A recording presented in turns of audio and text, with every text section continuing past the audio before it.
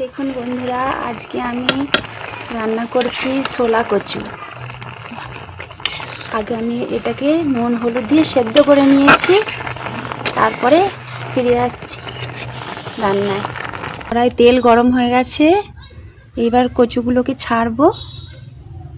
Batter এখানে cornflour, বেসন, জিরে, নুন হলুদ দিয়ে ব্যাটারটা বানিয়ে রেখেছি। এবার আমি ব্যাটারটাতে সেদ্ধ কচুগুলোকে ভালো করে লাগিয়ে আমি ছাড়বো।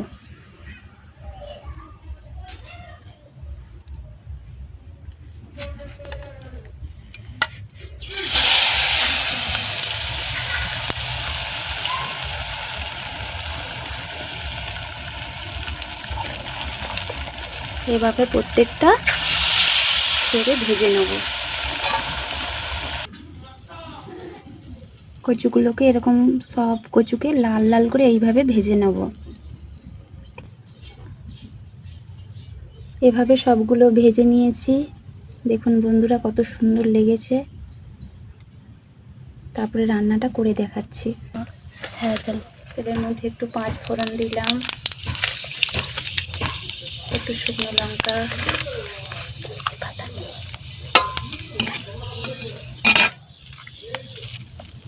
সামান্য হিং দিলাম। নিরামিষ রান্নায় হিং দিলে খুব সুস্বাদু লাগে।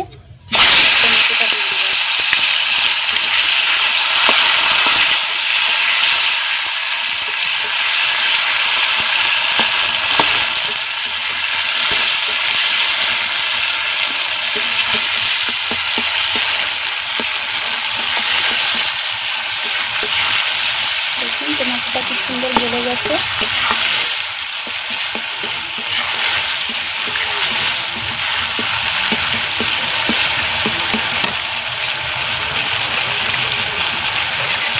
বেটে রাখা আদা বাটা দিয়ে দিলাম।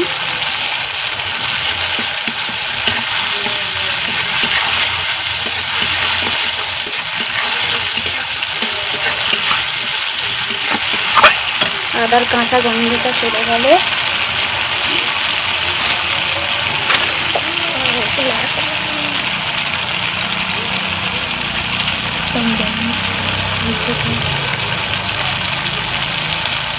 হলুদ গুঁড়ো পরিমাণ মতো, যাতে না মশলাটা পুড়ে যায় সেই জন্য একটু সামান্য জল দিয়ে রাখলাম।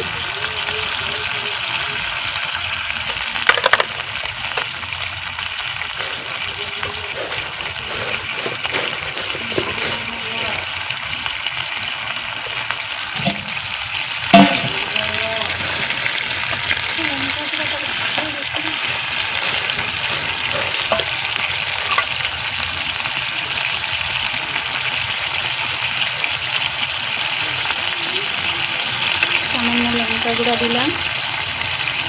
কাঁচা লঙ্কা দিলে সুন্দর একটা কাঁচা লঙ্কার সুন্দর গন্ধ আসে, কিন্তু কাঁচা লঙ্কা না থাকার কারণে আমি একটু লঙ্কার গুঁড়ি দিলাম।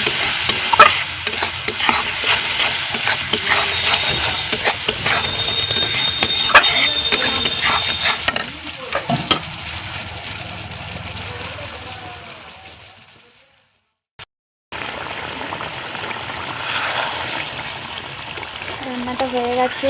দেখুন বন্ধুরা, কত সুন্দর লাগছে দেখতে।